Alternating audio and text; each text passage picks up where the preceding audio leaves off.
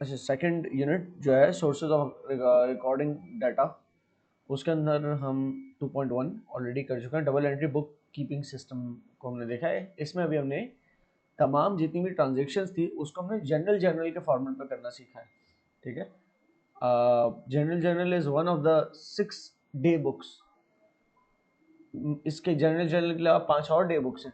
ठीक है, सारी एंट्रीज इस तरह से हम जर्नल में नहीं करते।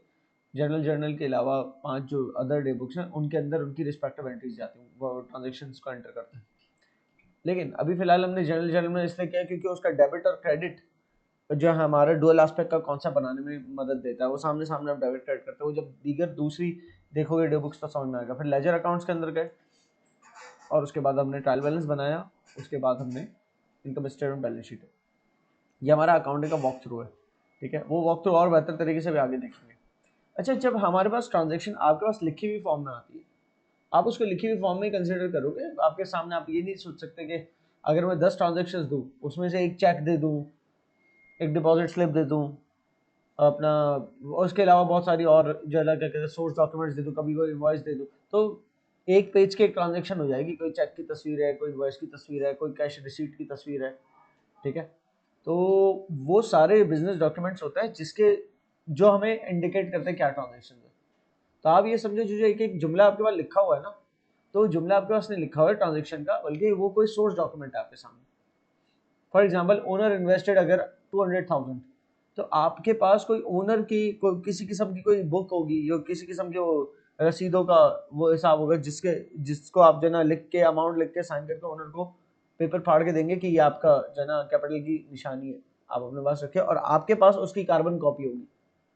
ठीक है ना, वो एक आपके पास सबूत आ गया सोर्स डॉक्यूमेंट के तौर पर, वो आपने रख ली। ठीक है, इसी तरीके से आपने किसी अपने जो है पियन को कहा गया ठीक है ये अमाउंट बैंक में जमा करा दो, तो उसको आपने कैश दिया। वो कैश दिया तो फिर आपके पास सोर्स डॉक्यूमेंट नहीं कि आप लिख दो कैश क्रेडिट अभी ना।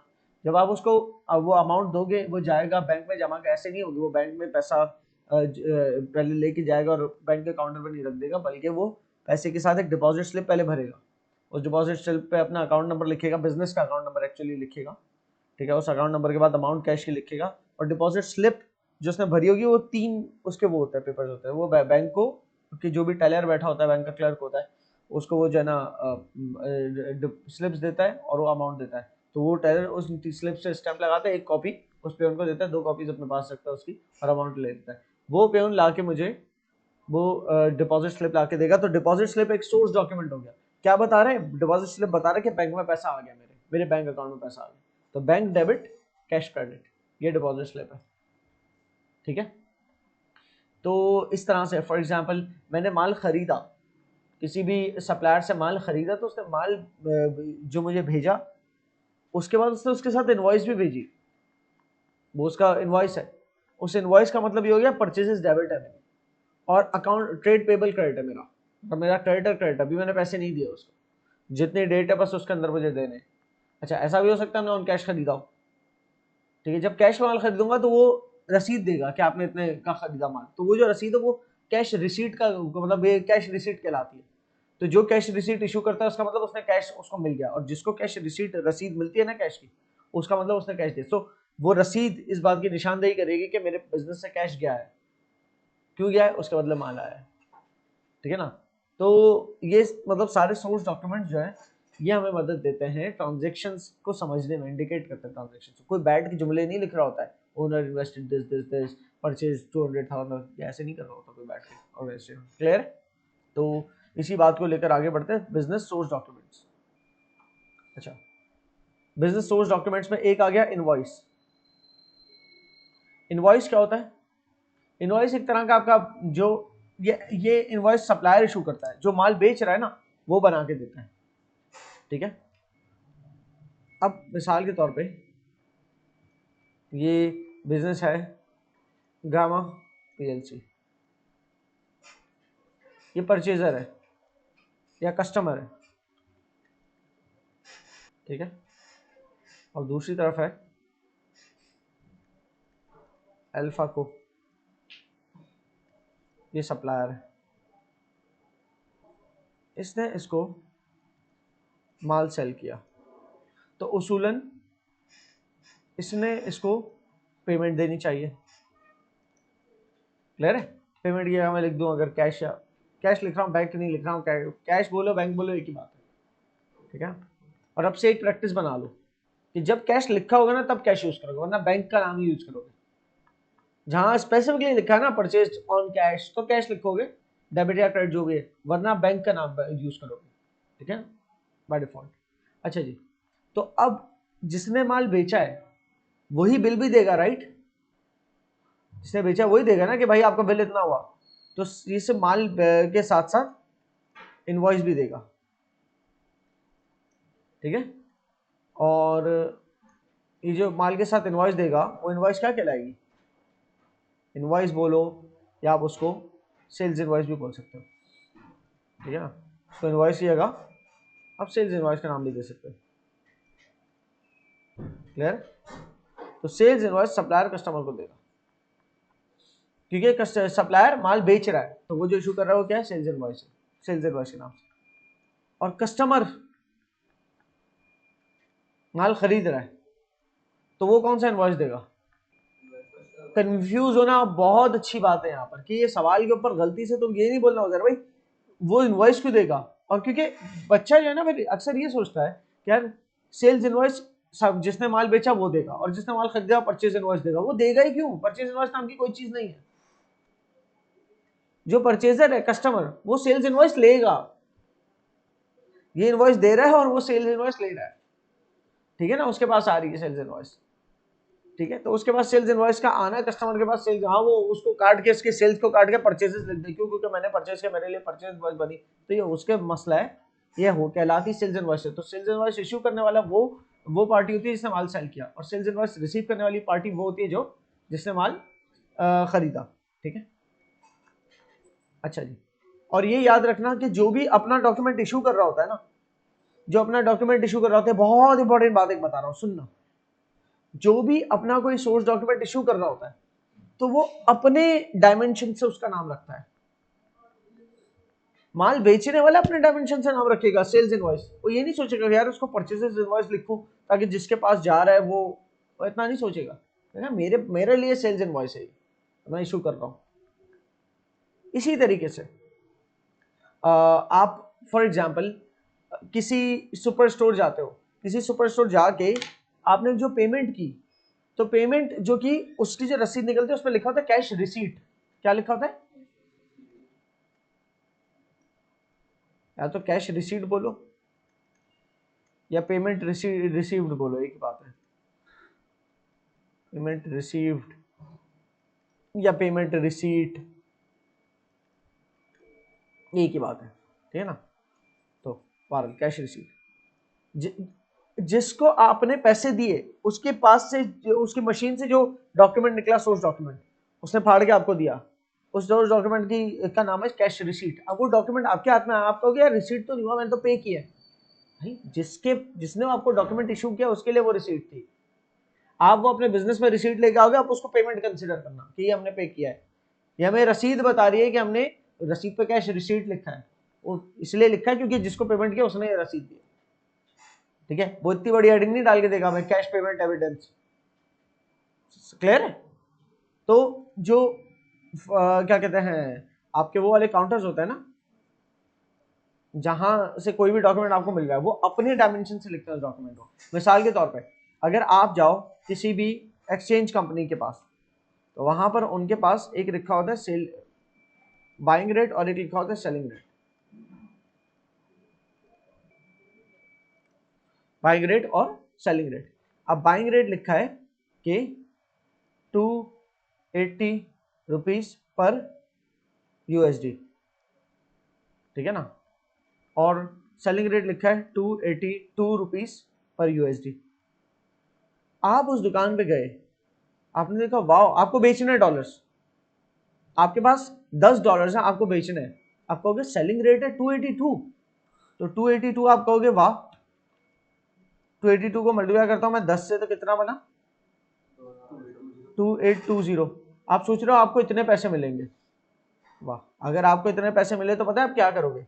आपने $10 दिए, उसके बाद 2820 आपको मिले, उसमें से आपने फिर उसको वहीं 2800 दिए, और $10 वापस ले लिए, ठीक है ना, 2800 280 से मल्टीप्लाई करो तो $10 वापस ले लिए, फिर वो $10 दोबारा बेच दिए उसको। ऐसा नहीं है, उसने अपने हिसाब से लिखा है कि वो इतने का बेच रहे हैं, अगर आप यूएसडी खरीदने आए हो तो वो इतने का सेल कर रहा है और वो इतने का बाय कर रहा है, तो आपसे वो खरीदेगा काउंटर वाला 280। उसने अपने अपने डायमेंशन से लिखा है कि हमारे लिए बाइंग रेट है, सही है। हमारे सर कहते थे इसका आसान तरीका देख लो बेटा, जिसमें आपके लिए नुकसान है और अगले के लिए फायदा है ना, तो वो उस हिसाब से पहचाना बाइंग सेलिंग रेट, ठीक है। तो जहां पर मुझे डॉलर देके कम पैसे मिल रहे हैं तो यकीनन ये है वो रेट, और जहां पर डॉलर खरीद रहा हूं मैं और महंगा मिल रहा है तो यकीनन वो ये रेट है। अच्छा, तो हमने इनवॉइस की एक मिसाल दी, बात की। तो invoice is a source document, ठीक है। वो किस चीज का एविडेंस सर्व करता है? वो कहता है कि किसी किस्म का सेल ऑफ गुड या सर्विसेज हुआ, माल बिका या कोई सर्विसेज रेंडर की गई या सर्विसेज सेल की गई, ठीक है। तो उसमें अगर माल की मिसाल दे तो माल की इंपॉर्टेंट इन्फॉर्मेशन होती है कि क्या चीज बिकी, कौन सा आइटम कोड था, क्या क्वांटिटी बिकी, किस रेट पे बिकी, टोटल बिल क्या बना। उसके अंदर फिर टैक्स अगर लग रहा है किसी किस्म का तो इनडायरेक्ट टैक्स ऐड करके कितना टोटल बना, ठीक है। दिखता कुछ इस तरह से, भरा हुआ नहीं है ये, चाहे तो भर सकते हैं। डेट डालो, यहाँ डेट डाल देता हूँ मैं, ठीक है ना। पहला महीना 1900, राइट ब्रदर्स के दौर से भी पहले की बात है। इनवॉइस नंबर, ठीक है। अच्छा, ये कंप्यूटराइज्ड होता है, खुद ही आएगा इनवॉइस नंबर की लास्ट इनवॉइस कौन सा था तो उसका कंप्यूटराइज अगला नंबर, वरना आपको मैन्युअली डालना पड़ेगा, उस जमाने में शायद मैन्युअली डालना पड़ता, ठीक है। आपका कंपनी का नाम यहाँ पर आएगा, ठीक है ना, यहाँ पर या यहाँ पर जो भी है पूरा आपका कंपनी का नेम है। फिर ये आपकी कंपनी की लोकेशन कहाँ है, मतलब एड्रेस, ठीक है, और पोस्टल कोड। तो ये सबके अलग अलग फॉर्मेट्स होते हैं, एक जनरल फॉर्मेट लिया है, जिसको दे रहे हो उसका कंपनी का नाम, कस्टमर आपका जो है जिसको इनवॉइस जा रहा है वो, और उसका एड्रेस पूरा और उसका postal code, description, quantity, unit price, total amount, ठीक है। अच्छा, इसके अंदर अभी टैक्स की लाइन नहीं है, वरना टैक्स की बात भी होती है। फॉर एग्जांपल अगर आपका वैल्यू एडेड टैक्स है 13%, तो जो भी बिल बना आपका तो वो तो टैक्स बगैर का था। फॉर एग्जांपल 1800 रुपये बिल बना, क्यों? क्योंकि आपके जो है ना एक यूनिट प्राइस थी 18 रुपये और 100 क्वांटिटी थी, तो 1800 का बिल बना, ठीक है। या और भी आइटम्स चाहूँ तो मैं ऐड कर सकता हूँ कि 10 क्वांटिटी जो है ना वो 20 वाले आइटम की भी थी, तो ये 200 का और ऐड कर दो तो 2000 का बिल बना, ठीक है। 2000 का बिल बना, उसके ऊपर 13% जो है ना तो ये 260, इसका वैट ऐड कर दिया तो ये बना 2260 टोटल अमाउंट, ठीक है। और पेमेंट टर्म्स है नेट 30, मतलब नेट 30 पेमेंट टर्म्स का मतलब है n/30, इतने में तो पे करना ही करना है, कोई डिस्काउंट की इसमें टर्म्स नहीं अटैच है, वरना यहाँ पर लिखी होती डिस्काउंट टर्म्स, डिस्काउंट टर्म्स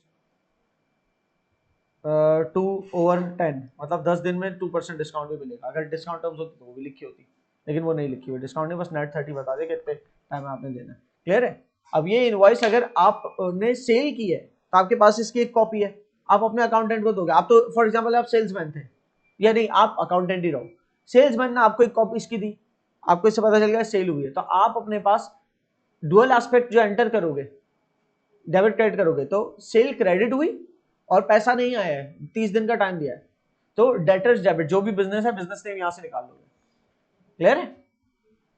जबकि और डेट आपको पता है, डेट यहां से निकाल लो, उठा लोगे। जबकि वही उसकी एक कॉपी उसके पास गई, कस्टमर के पास गई, अब कस्टमर के अकाउंटेंट बन के सोचो आप, अब अगर कस्टमर के अकाउंटेंट होते तो सेल्स इनवॉइस आपके पास आई है, तो आप सेल्स इनवॉइस को देख के कहोगे इसका मतलब हमने माल परचेज किया है, तो आप लिखते हैं परचेजेस डेबिट और क्रेडिटर्स क्रेडिट, और क्रेडिटर का नाम आपको यहाँ से मिलता, ठीक है। क्लियर हो गई ये बात, क्रेडिटर का नाम आपको इस तरफ से मिल जाता। अच्छा, नेक्स्ट पे आते हैं, डेबिट नोट। ये एक बड़ा इंपॉर्टेंट डॉक्यूमेंट है जो बाद में दोबारा भी डिस्कस हो सकता है, ठीक है। इसको डेफिनेटली आप पूरा पूरा पढ़ोगे तो और ज्यादा समझ में आएगा, मैं तो आपको बिल्कुल शॉर्ट करके बता रहा हूँ। डेबिट नोट एक ये डॉक्यूमेंट है मिसाल के तौर पर, डेबिट नोट एक ऐसा डॉक्यूमेंट है जो एविडेंस करता है कि किसी किस्म की रिटर्न क्रिएट हुई, कोई किसी किस्म का रिटर्न हुआ, माल रिटर्न हुआ, ठीक है ना। तो डेबिट नोट का मतलब ये होता है आपने अपने सप्लायर का अकाउंट डेबिट किया, तो यकीनन आपकी पहले कोई एंट्री बनी हुई होगी, परचेजेस डेबिट। और मिसाल के तौर पे गामा ने एंट्री बनाई, गामा पीएलसी ने एंट्री बनाई होगी जब अल्फा को से माल खरीदा तो परचेजेस की थी वो डेबिट, ठीक है ना, और 2200 की लेट सपोज, और अल्फा को क्रेडिट। अच्छा ये एंट्री मैं पूछूं किसको देख के बनाई होगी?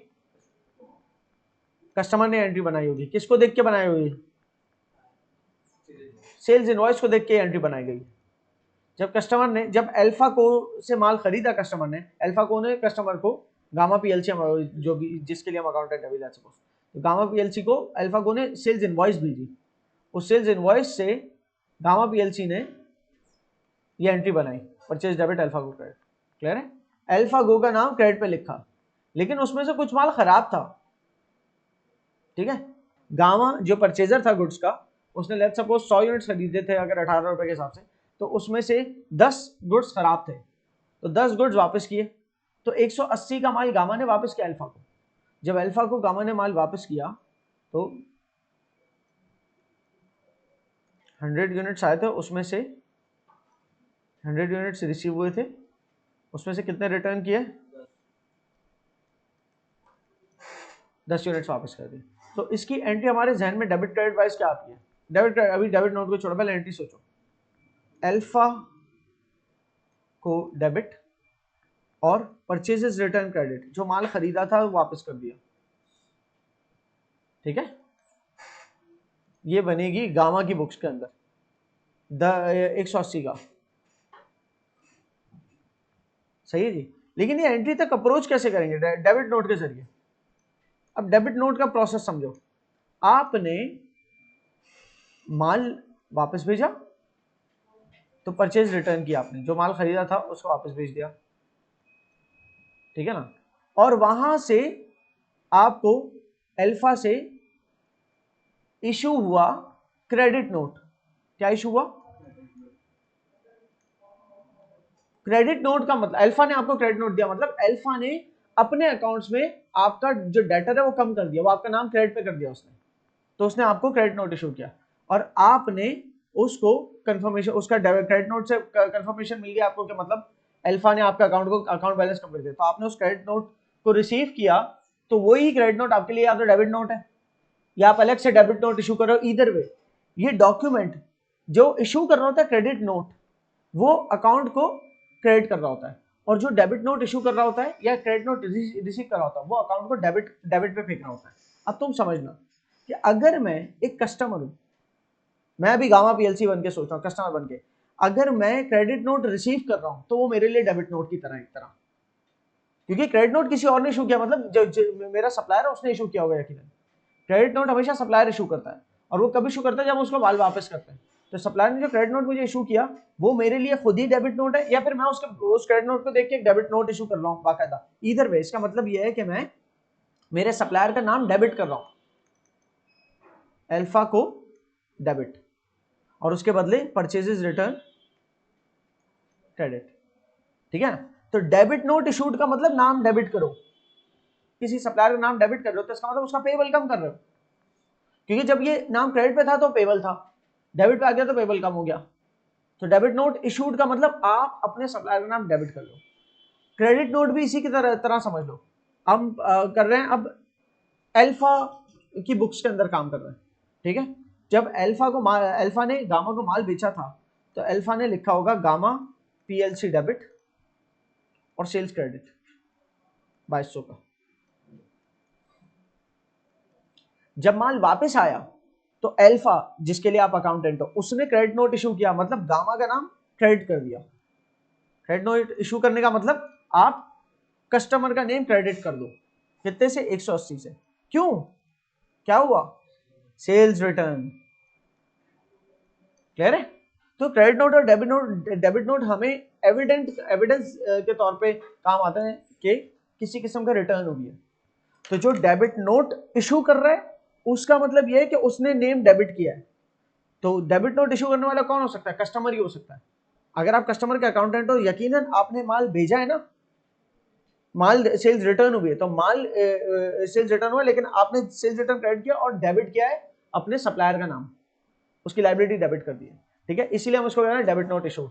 लेकिन डेबिट नोट इशू बाद में होता है, पहले आप माल भेजते हो तो उसके बदले आपका जो सप्लायर है वो आपको एविडेंस देता है कि ठीक है आपको ये लीजिए हमारी तरफ से क्रेडिट नोट, सप्लायर की तरफ से वो भले क्रेडिट नोट है, सप्लायर कह रहा है कि हमने आपका अकाउंट क्रेडिट कर दिया, मतलब आपका जो डेटर हमारे पास खड़ा था ना डेबिट पे, उसको हमने क्रेडिट कर दिया, तो इसलिए उसने कहा कि मैंने क्रेडिट नोट इशू कर रहा हूँ, सप्लायर कह रहा है।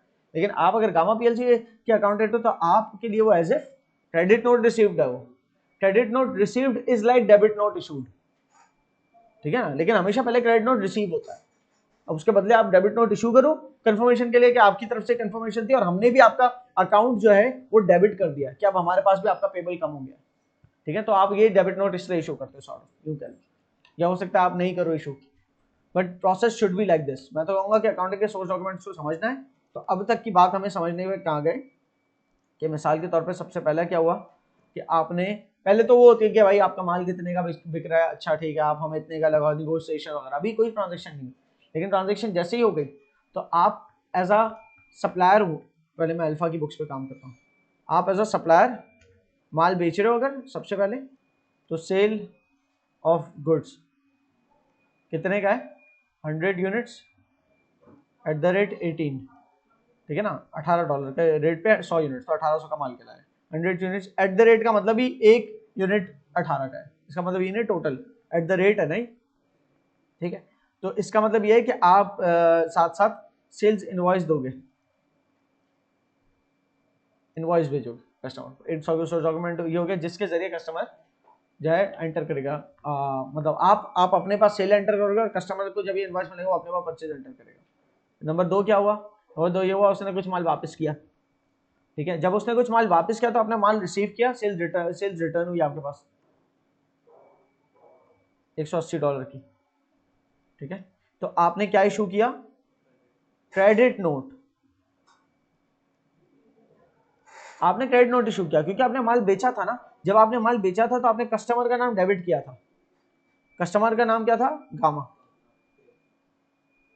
आपने उसका नाम डेबिट करके सेल्स क्रेडिट किया था, अब उसका नाम आप क्रेडिट कर लो, तो इसीलिए आप इसको क्रेडिट नोट कह रहे हो, और उसके बदले आप सेल्स रिटर्न डेबिट कर दो $180 की, ठीक है। अब उसके एंड से सोचो, अब आप कस्टमर के अकाउंटेंट बन के सोचो, ठीक है, तो कस्टमर के अकाउंटेंट मतलब अब आप गामा पीएलसी जो कि कस्टमर है उसका अकाउंटेंट बन के सोचोगे तो आप कहोगे सेल्स इनवॉइस रिसीव्ड, जिसके तहत अमाउंट है $2200, तो आप परचेजेस डेबिट करोगे क्योंकि रिसीव किया ना सेल्स इनवॉइस, एक्चुअली इनवॉइस पढ़ो इसको, सेल्स इनवॉइस भी ना पढ़ो, इनवॉइस पढ़ो, परचेज डेबिट करोगे 2200 की, और 2200 से क्या क्रेडिट करोगे, अल्फा को, ठीक है, उसके बाद आपने माल रिटर्न किया, जैसे ही आपने माल रिटर्न किया तो आपके अल्फा को सप्लायर ने क्रेडिट नोट आपको इशू किया, तो जो क्रेडिट नोट आपको इशू किया आपके पास अब मैं जुमला लिखा credit note received, credit note receive किया है ना आपने, इशू नहीं किया, आपने रिसीव किया, जब आपने क्रेडिट नोट रिसीव किया है ना इसका मतलब इट्स लाइक आपने डेबिट नोट इशू किया, तो सबसे पहले क्रेडिट नोट रिसीव करने के बाद आप कहोगे मैंने डेबिट नोट इशू किया, क्योंकि ये आपके सप्लायर ने एविडेंस दिया कि उन्होंने आपका अकाउंट कम कर दिया, और ये आपने उसको एविडेंस दिया कि आपके पास भी आपने अकाउंट उनका कम कर दिया, ठीक है, तो डेबिट नोट इशूड का मतलब क्या, डेबिट पे करना है, क्या डेबिट पे करना है, अल्फा पीएलसी डेबिट पे करना है, अल्फा को क्रेडिट पे था ना, उसको डेबिट कर दिया, कितने से, जितने का डेबिट नोट या क्रेडिट नोट है $180 का, ठीक है, और उसके बदले परचेजेस रिटर्न, तो जब परचेजेस रिटर्न का माल आप भेज रहे हो ना तब एंट्री नहीं बना रहे, उस माल भेजने के बलबूते पे जो हमारे पास क्रेडिट नोट रिसीव कर रहे हैं ना हम, वो सोर्स डॉक्यूमेंट बनना हमारी एंट्री का, या क्रेडिट नोट रिसीव करने के बाद फिर उसी को एविडेंस रखते हुए डेबिट नोट इशू कर रहा है कि ये जाके अब सप्लायर को ये भी दिया हो कि हमने भी आपका अकाउंट कम कर दिया, तो ये हमारा सोर्स डॉक्यूमेंट बन रहा है रिटर्न की एंट्री का, क्लियर। 3-4 दफा ये बात इसलिए समझा दी गई, डेबिट नोट और क्रेडिट नोट को कंफ्यूज कर जाता है बंदा। यहां पर उसके 2 सैंपल्स बने हुए हैं। Statement of account, statement of account एक ऐसा डॉक्यूमेंट होता है कि जो बताता है आपका हमारे पास अभी तक अकाउंट कहां तक पहुंचा।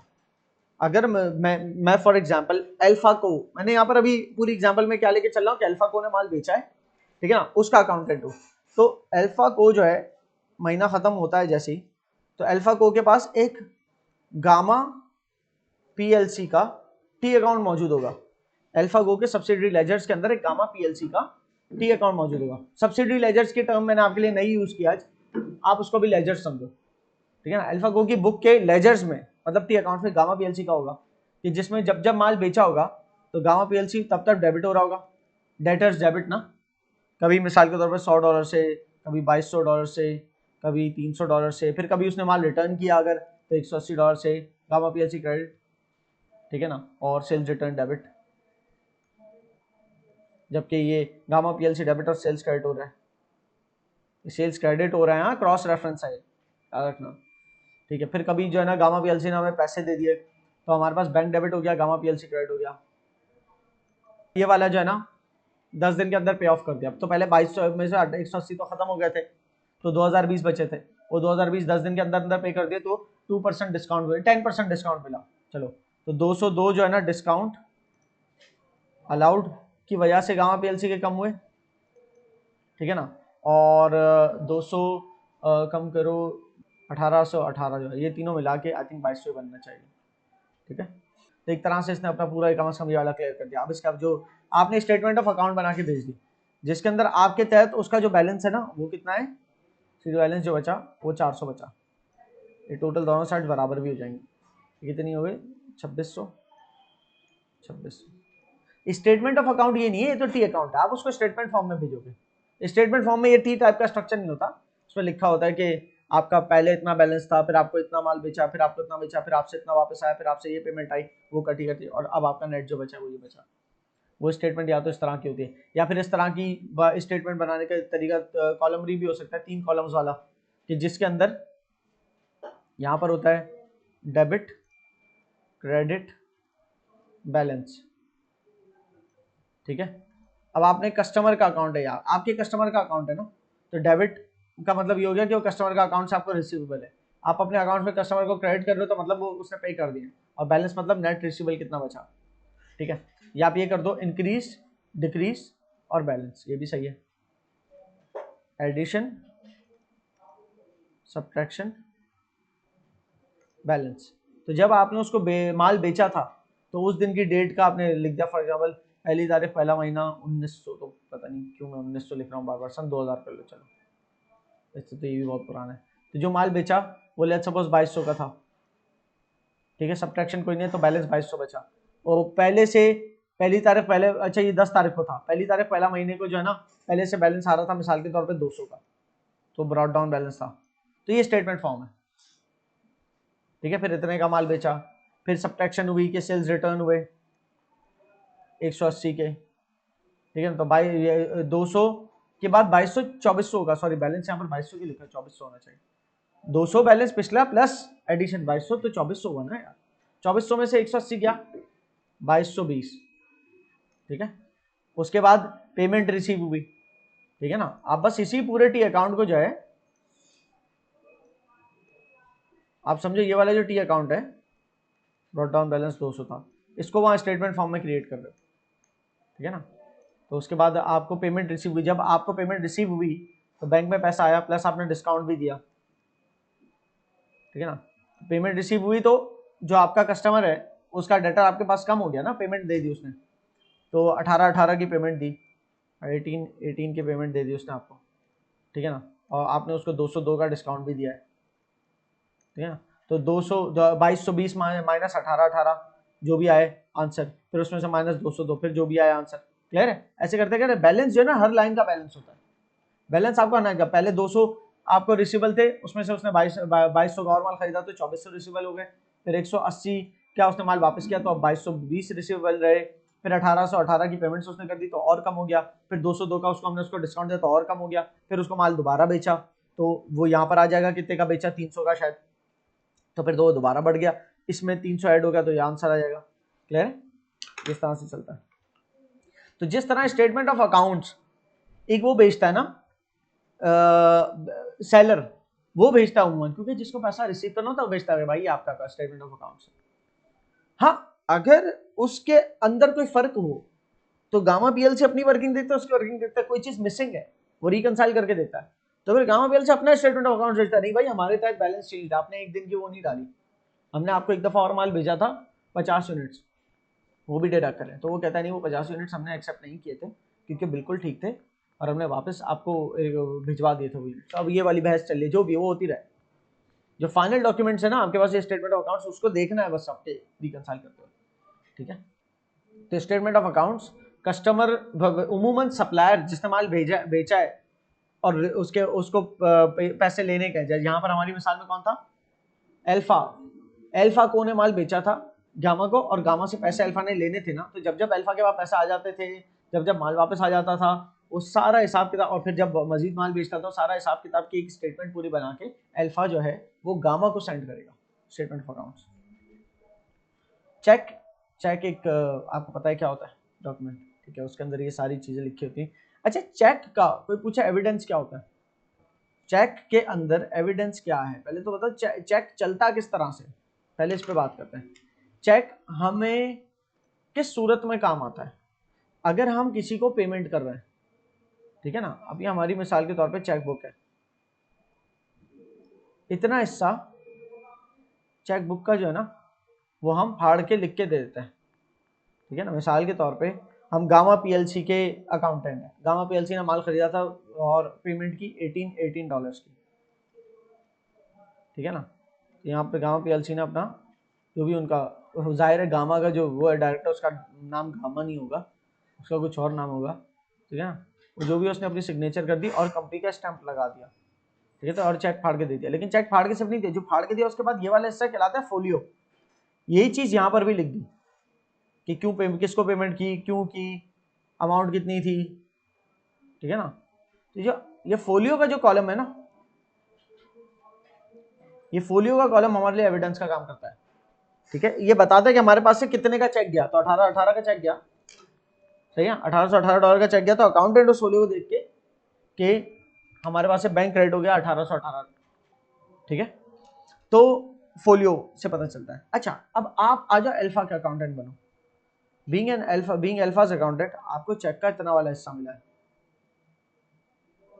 ठीक है, आपको चेक मिला, रिसीव हुआ, ठीक है, और ये चेक जिस कंपनी का मिला है उस कंपनी का नाम है गामा, गामा की चेकबुक पे उसका नाम लिखा होगा बाकायदा। खैर यहाँ तो बैंक का उमूमन नाम लिखा होता है, यहाँ लिखा होगा गामा पीएलसी, जो आपको चेक दे रहा है उसका नाम, ठीक है ना। तो आपके पास जिसने चेक दिया, जो कि आपका कस्टमर था, उसका नाम यहाँ लिखा होगा। और यहाँ पर टेक्निकल बात बताने लगा हूँ। सो अल्फा को ने, आप अल्फा को के अकाउंटेंट हो, जब ये चेक रिसीव हुआ, ये टेक्निकल पॉइंट जो मैं कह रहा हूँ बताने जा रहा था, कि अभी आपके पास चेक रिसीव हुआ है, क्या इससे आपका बैंक बैलेंस बढ़ गया, बैंक को तो पता ही नहीं है। तो आपके पास चेक आ जाने से आप कहो बैंक डेबिट, ये तो नहीं हुआ। अगर चेक आपने लेके अपनी ड्रॉर में डाल दिया, उस ड्रॉर में जिसमें कैश रखा हुआ है, तो एक्चुअली वो चेक भी जो है ना एक तरह से कैश डेबिट है, सही है, और उसके बदले जिससे आपको पैसा मिला है वो गामा पीएलसी क्रेडिट, ठीक है, 1818 का,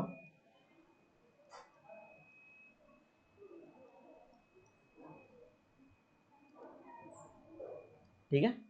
अब ये आपने क्या कहा, 2-4 दिन बाद वो चेक निकाल के उस ड्रॉर में से दे दिया आपने पियोन को कि यार जमा करा दो बैंक में, तो वो पियोन दोबारा चेक लेके गया, वो चेक वो बैंक के काउंटर पे जाके चेक रख देगा कि ये हमारे अकाउंट में डाल दो, बैंक का टेलर कहेगा कौन सा अकाउंट में डाल दो, भाई वहां डिपॉजिट स्लिप है, वो भर के लाओ। तो डिपॉजिट स्लिप सिर्फ कैश जमा कराते हुए नहीं भरते, चेक जमा कराते हुए भी भरते हो। जब बैंक में आपके अकाउंट में पैसा आपको डिपॉजिट करवाना है, बैंक बैलेंस अपना बढ़वाना है, तो उसको कैश लेके जाओगे या तो चेक लेके जाओगे कि हमारे बैंक में इतने से पैसा डाल दो, तो वो बैंक का जो वहां टेलर बैठा होता है वो कहेगा कि आपको जो है, वो बंदा जो भी वो होता है वो आपको कहेगा डिपॉजिट स्लिप भर के लाओ, तो आप वो चेक रखेंगे, डिपॉजिट स्लिप में लिखेंगे इस चेक की अमाउंट, ठीक है ना, और अमाउंट इन वर्ड्स लिखेंगे और वो चेक उसके साथ दे देंगे उस टेलर, तो टेलर डिपॉजिट स्लिप पे स्टैम्प लगा के एक कॉपी आपको देगा, वो डिपॉजिट स्लिप आपके पास आपको पेयर ले आएगा। तो अब आपके पास ये सबूत हुआ कि जो कैश आपने डेबिट किया था अब ये क्रेडिट हो चुका है, क्लियर हुई, जो कैश डेबिट किया था आपने वो कैश क्रेडिट हो चुका है और उसके बदले बैंक डेबिट हो गया, ठीक है, 1818 से। तो इवेंचुअली उस चेक के बदले बैंक डेबिट होना ही है। अब वो आपकी बिजनेस प्रैक्टिस पे डिपेंड करता है, ये आपकी बिजनेस प्रैक्टिस पे डिपेंड करता है, चेक रिसीव करते हुए डायरेक्ट बैंक डेबिट कर देते हो या उसको भी कैश डेबिट में रखते हो जब तक वो डिपॉजिट ना हो जाए, और उमूमन बिजनेस प्रैक्टिस होती है वो, मतलब चेक आता है तो आप अपने पास पहुंचाने से पहले ही कह देते जमा करा देता है, तो बैंक डेबिट ही रखते हो। ये चेक रिसीव करने का केस में बता रहा हूं, ठीक है। और चेक जो दे रहा है वो कौन है? Gamma PLC. अब उसका भी सुन लो। गामा पीएलसी ने जब चेक दिया, ठीक है, तो उसने पेमेंट की ना अल्फा को, अल्फा कंपनी को उसने पेमेंट की $2200 से अल्फा कंपनी डेबिट, और उसके बदले 202 से डिस्काउंट रिसीव क्रेडिट करोगे कि आपको डिस्काउंट मिला इनकम एक तरह से, और $18 से बैंक क्रेडिट होगा या कैश क्रेडिट होगा? अब आपने चेक फाड़ के दिया है, आपने बैंक क्रेडिट करने का मतलब क्या हुआ? आपका बैंक बैलेंस कम हो जाना चाहिए। अब जिसको आपने चेक दिया है उसने अपने पास रख लिया, तो उस केस में क्या होगा? यहाँ पर हमें पता ही नहीं है वो कब जमा कराए। ऐसा थोड़ी हर थोड़ी देर में यार कोई कैश क्रेडिट हुआ जल्दी बताओ, करवा दिया नहीं करवा दिया नहीं करवा, हाँ करवा दिया, तो फिर जैसे ही बैंक में पैसा जमा हो गया, मेरे सप्लायर के बैंक में पैसा जमा हो जाने का मतलब मेरे बैंक से कट गया, तब जाके मैं इसको बैंक कर दूं, ऐसा नहीं है भाई। आप पहले दिन ही जिस दिन चेक दिया आप उस दिन बैंक कर दोगे, ठीक है ना। छोटी छोटी इतनी टाइमिंग डिफरेंसेस का वो नहीं पालते टेंशन। अब अगर उधर में कोई ऊंच नीच हुई कि हमने तो अपने पास से बैंक क्रेडिट कर दिया, लेकिन हमारा जो सप्लायर है उसने वो चेक जमा ही नहीं कराया, तो बैंक बैलेंस में फर्क आएगा। क्योंकि हमारे तहत तो हमारे $1818 कट जाने चाहिए, $1818 कट जाने चाहिए, लेकिन कटे ही नहीं, क्योंकि जो हमारा सप्लायर है उसने डिपॉजिट नहीं करवाया वो चेक, उसने जब तक प्रेजेंट नहीं किया अपने बैंक में वो चेक, तो उसके बैंक ने हमारे बैंक अकाउंट से डिडक्ट नहीं किया पैसा। उस सूरत में हमारे पास से तो ये नहीं कटा होगा, नहीं कटा होगा, बिल्कुल नहीं कटा होगा। लेकिन पता चल गया ना नहीं कटा। वो कैसे पता चला? बैंक आपको बैंक स्टेटमेंट भेजता है हर महीने, वो बैंक स्टेटमेंट से आप रिकंसाइल करते हो कि बैंक स्टेटमेंट के तहत आपका क्लोजिंग बैलेंस क्या है, आपके तहत आपका क्लोजिंग बैलेंस क्या है, ठीक है। तो बैंक स्टेटमेंट से अगर मुख्तलिफ होता है आपका क्लोजिंग बैलेंस, तो उसको आप रिकंसाइल करते हो कि फर्क क्यों आ रहा है, ठीक है।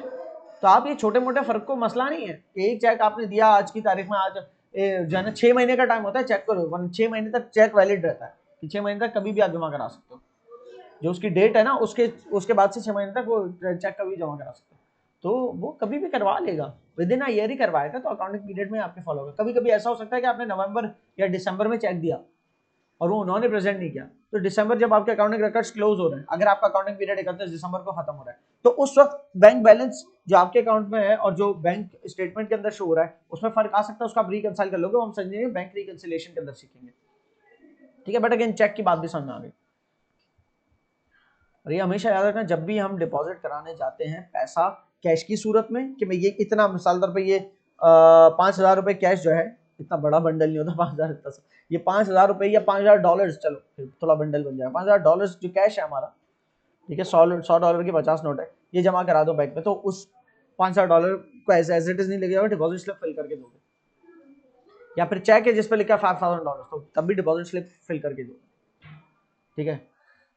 किस केस में डिपॉजिट स्लिप फिल नहीं होती? जब बैंक से पैसा कट रहा होता है। बैंक से पैसा कटता कब है? बैंक से पैसा कटने के लिए आप डायरेक्टली चेक लिख के उसको देते हो जिसको पैसा देना है, तो चेक लिख दिया किसी के नाम पे, ये लो भाई फाड़ के दे दिया आपको चेक, आपने जाना है बैंक को, आपने अपने बैंक में जाना है जिसमें जमा कराना है, तो जमा कराते वक्त डिपॉजिट स्लिप होती है, पैसा निकलवाते वक्त नहीं होती। पैसा निकलवाते वक्त तो बस मैं घर बैठे बैठे चेक जिसको फाड़ के दे रहा एज इफ के मैं अपने बैंक से पैसा निकाल लूं, क्लियर।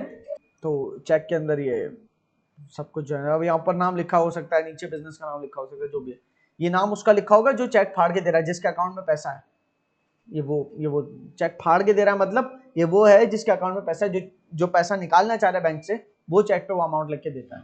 अब वो किसी भी सूरत में दे सकता है, वो अपने सप्लायर को दे सकता है कि लो इतने पैसे चेक से ले लो, मेरे बैंक से ले लो, या वो अपने प्यून को दे सकता है कि कैश ले आओ इतने पैसों का, तो उसमें फिर किसी का नाम नहीं लिखेगा, क्योंकि उसमें तो कैश चाहिए, किसी के अकाउंट में थोड़ी डालने, तो कैश लिखेगा खाली, और उसमें तो 2 क्रॉस भी नहीं लगाएगा, क्योंकि क्रॉस चेक जो होता है ना उसमें इस तरह से क्रॉस लगते हैं, इस तरह से 2 क्रॉस लगते हैं, मतलब ये क्रॉस चेक का मतलब ये अकाउंट में ही जाएगा पैसा, क्रॉस नहीं लगाओगे तो मतलब ये कैश का है, और क्रॉस ना लगाओ साथ में किसी का नाम भी नहीं लिखना, पे टू दी ऑर्डर ऑफ किसी का नाम नहीं लिखना, बस कैश लिख देना कैश, ठीक है।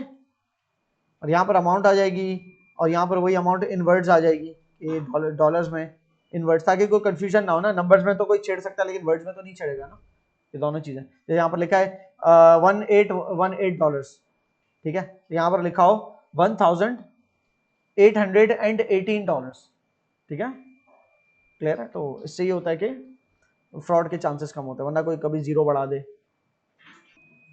कैश रिसीट ये एक ऐसा डॉक्यूमेंट है जो एक्नॉलेज करता है कि पेमेंट आ गई है, ठीक है। अक्सर जगह कैश रिसीट ही आपका इनवॉइस भी होती है, वहां वो कहां पर, जहां पर उधार नहीं होता ना, तो दो अलग डॉक्यूमेंट्स नहीं है ये।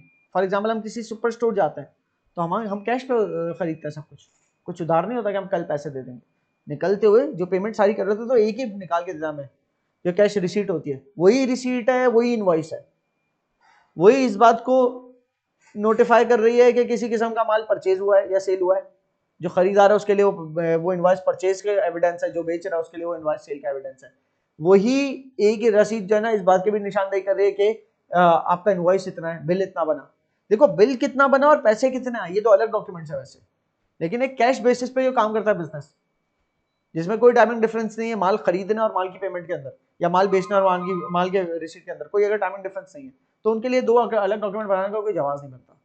तो कैश रिसीट बस आपको ये बताती है कि कितने कैश पे हो गया। अगर एक ऐसा बिजनेस जो इनवॉइस जिसके पास अभी खाली आया है, माल खरीदा है अगर आपने, तो आपने जिससे माल खरीदा उसने आपको इनवॉइस भी भेजा होगा, तो अभी आप खाली परचेजेस डेबिट और अकाउंट्स पेबल मैं इसलिए बोलता हूं ताकि जहन में रहे कि लायबिलिटी है, तो क्रेडिटर क्रेडिट करोगे जो भी बिजनेस है ना, तो अभी क्योंकि आपने पे नहीं किया, जिस दिन आपने पे किया कैश, ठीक है ना, तो वो आप उसका कैश रिसीव करेगा तो कैश रिसीट अलग से देगा, ठीक है। तो उससे आप करोगे कैश क्रेडिट और अकाउंट्स पेबल डेबिट जो भी है, ठीक है।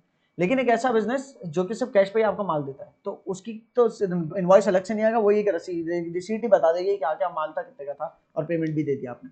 तो आप परचेज डेबिट और कैश क्रेडिट करोगे, उसका नाम लिखने की जरूरत भी नहीं है आपको बिजनेस का, क्योंकि कैश पे खरीदा है ना। बिजनेस का नाम तो तब लिखते हो जब उधार उधार, तो कभी कभी कैश रिसीट अकेली ही काफी होती है, इनवॉइस और कैश रिसीट दोनों की बात करने के लिए। कैश रिसीट जो है अलग से और इनवॉइस अलग से, उस केस में होता है जब आपकी पेमेंट टर्म्स डिफरेंट हो, मतलब बाद में आप पैसा दे रहे हो। पेइंग एंड स्लिप की बड़ी वो नहीं है, लेकिन बस ये बहुत लंबी चौड़ी डिटेल्स नहीं है।